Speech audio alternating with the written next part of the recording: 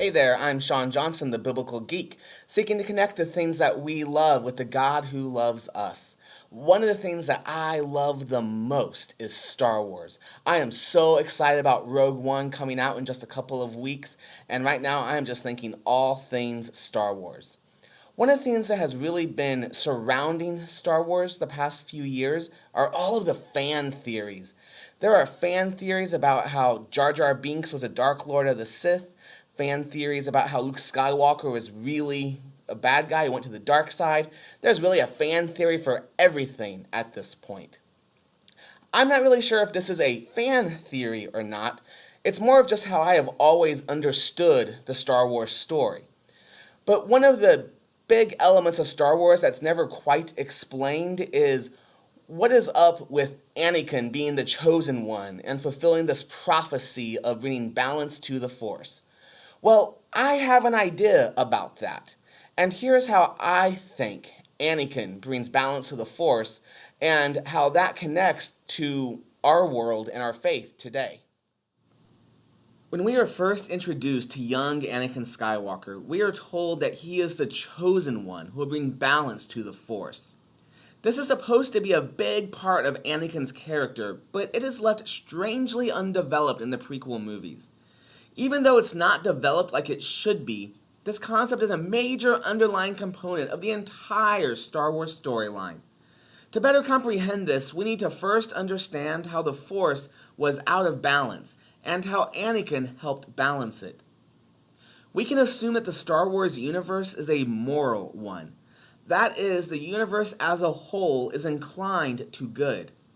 There is a natural duality between light and dark in the Force, but Star Wars media consistently portrays the light as good and the dark side as evil. Star Wars media also consistently portrays good as the preferred side to be part of and to cheer on. Well, if the light side is right and good, then how is the Force out of balance? At the beginning of Episode 1, there are thousands of Jedi and only 2 Sith. It would seem that the light side has won. The moral good of the universe has prevailed. One of the big knocks against the prequel movies is the inclusion of all of that boring parliamentary procedure and the plotting of the Galactic Senate. This is a necessary evil, though, in these movies, because it shows how bureaucratic and institutionalized the Jedi have become. The Jedi are supposed to be a force of good in the universe.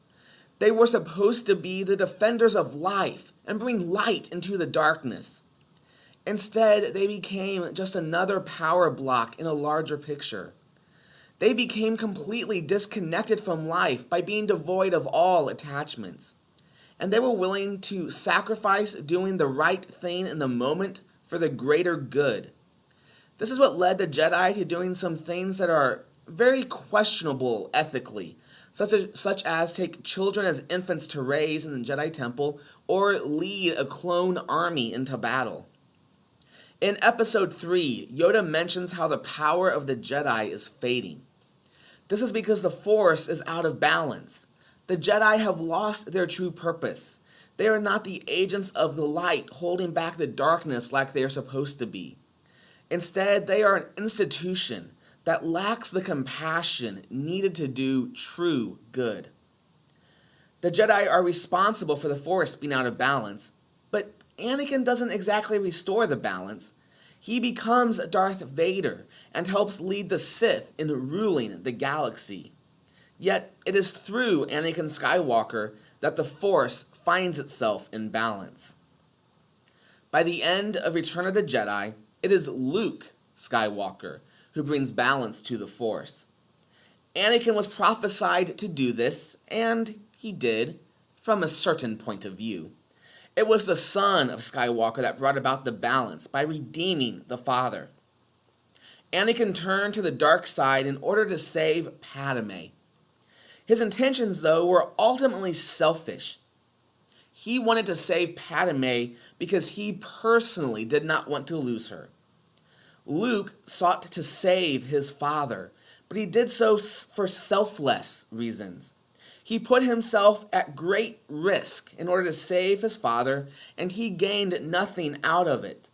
In a sense, Luke undid Vader's sin. Luke brought balance to the Force because he understood the dark side.